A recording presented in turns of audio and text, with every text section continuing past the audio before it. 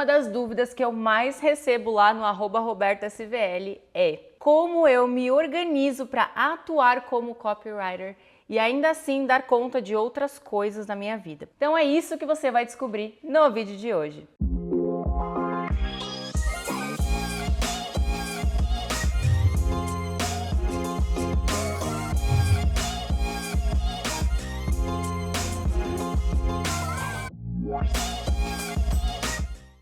Essa dúvida acontece muito porque a gente sabe que na vida real não é só acordar e não ter nada para fazer, né? Você tem marido, você tem filho, tem esposa, tem família para ajudar, tem um outro trabalho.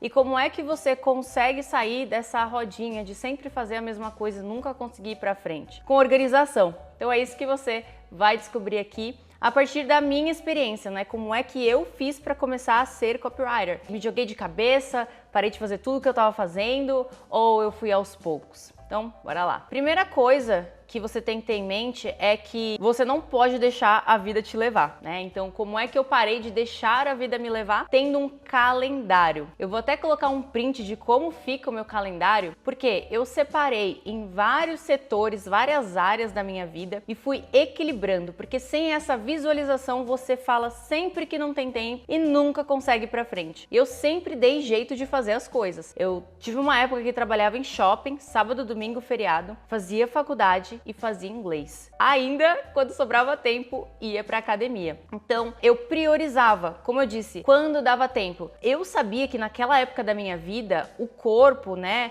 não era top prioridade na minha vida. Eu sabia o que era prioridade. Eu precisava dominar inglês pra dar aulas, né, que era algo que eu gostava muito, e também pra trabalhar numa multinacional de química, que era o que eu queria naquela época. E não ia adiantar eu ficar priorizando coisa errada, perdendo tempo em balada, barzinho com amigos, porque eu sabia onde eu queria chegar. Então, eu sabia que valia a pena os sacrifícios. Naquela época, lembro de chegar no trabalho, eu ia pro inglês mais cedo, na verdade, o horário mais cedo que tinha, 6, 7 horas da manhã, chegava no trabalho umas 9. Meio-dia eu almoçava em 10 minutos e ficava estudando pro inglês. Quando eu saía do trabalho, lá para 5, 6 horas, me sobrava um tempinho para estudar pra faculdade. E aí eu já ia direto pra faculdade e ficava lá a noite inteira estudando. Era exaustivo, mas eu tinha as minhas prioridades. Eu sabia que numa época eu ia conseguir treinar mais, porque não era época de prova, trabalho nem nada. Outra época eu não ia conseguir tanto, eu ia dar o meu melhor.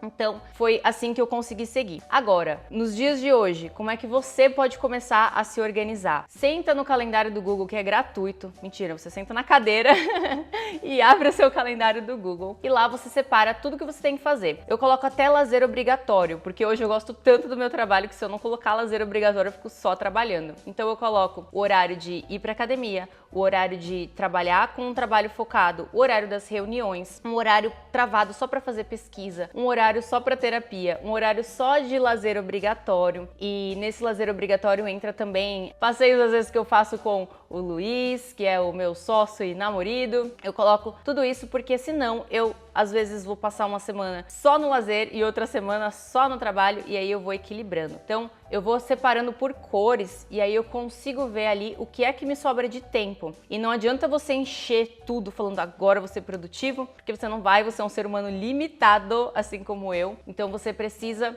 ter os seus tempos de break, né? A gente é muito ruim em mensurar o quanto de tempo a gente vai levar para executar tal tarefa, só que se você deixar muito livre, você vai, se você tiver 7 horas para fazer aquilo, você vai levar 7 horas. Se você colocar em 3 horas, você é capaz de fazer em 3 horas. Então, eu separo assim por esses blocos, dando sempre um respiro aqui, um respiro ali. E pode ser que você veja a sua semana, ela esteja super lotada. E o que eu fazia? Eu tinha o domingo de folga para descansar. E no domingo, eu separava um momentinho para ler, um momento para estudar e um momento para trabalhar extra. Então, quando eu comecei como copywriter, eu trabalhava numa empresa nos Estados Unidos, fazendo negociações e vendas também. Então, eu trabalhava às vezes o dia inteiro, às vezes até de noite, e eu não tinha tempo de estudar copy, por exemplo. Porém, eu sabia que se eu quisesse sair daquela roda dos ratos que a gente chama, né, de ficar trabalhando pelo dinheiro, e se eu parasse de trabalhar, eu parava de ganhar dinheiro, eu tinha que me dedicar para isso. Então, foi quando eu comprei aquele curso, porque eu queria abrir um e-commerce, e dentro desse curso eu vi que existia copy, que existia essa possibilidade, então eu fui estudando com o tempo que eu tinha. Eu tinha os domingos para fazer isso. E nesse mesmo ritmo que eu consegui o meu primeiro cliente como copy, foi 100% gratuito,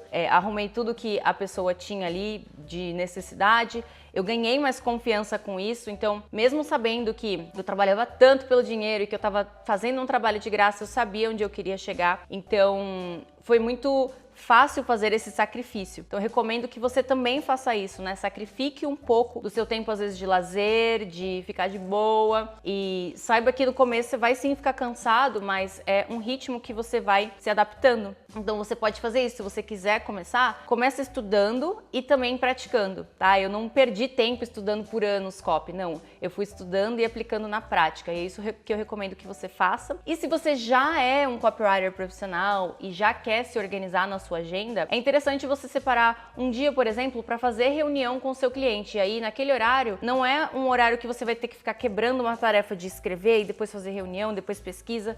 O seu cérebro não entende muito bem essa troca, então fica meio complicado. Eu recomendo que você separe um momento de pesquisa, né? Às vezes uma tarde inteira para você só pesquisar, um momento só de escrever. Então, de manhã eu vou pegar só para escrever, e aí vai de você entender qual é o seu horário mais produtivo. Se eu sento para escrever de noite, não vai de jeito nenhum, porém é de noite que eu tenho as melhores ideias. Então, eu anoto as melhores ideias e de manhã eu executo. Então, eu costumo marcar reuniões e outras coisas de tarde, porque eu sei que de manhã é o meu horário mais produtivo, que eu tô com a mente limpa e que eu consigo escrever melhor. E aí de tarde eu marco as reuniões e coisas mais chatas para serem feitas, que não são necessariamente escrever. Então tem 4 tópicos aqui para você aplicar na sua vida. Primeiro, se conhecer, né? Saber qual é o seu horário mais produtivo. Tem gente que produz melhor de tarde, tem gente que produz melhor de noite. Vai de você definir qual é esse horário. Segundo passo é você ter esse seu calendário separado por cores, por seções da sua vida, né, categorias da sua vida. Terceiro é separar esses momentos em que você vai pesquisar, momento que você vai escrever, momento que você vai fazer reunião. E o quarto é não esquecer do seu ócio criativo. Eu, no começo, fui emocionada, assim como muitos dos meus alunos, e saí pegando vários projetos ao mesmo tempo, e eu não tinha tempo para pensar, então é claro que não saía a melhor coisa do mundo. Então tenha o seu momento de ócio criativo, porque o burnout tá aí, ele não é brincadeira. Tenha o seu momento de descanso. Espero que esse vídeo tenha sido valioso para você. Se ficou com alguma dúvida, manda aqui nos comentários. Sugestões de vídeos também estão sempre abertos. Deixa o seu like se você gostou, é importante pra gente, porque mostra para mais pessoas e é esse o nosso objetivo. E se inscreve se você quer receber mais vídeos como esse. Te vejo no próximo.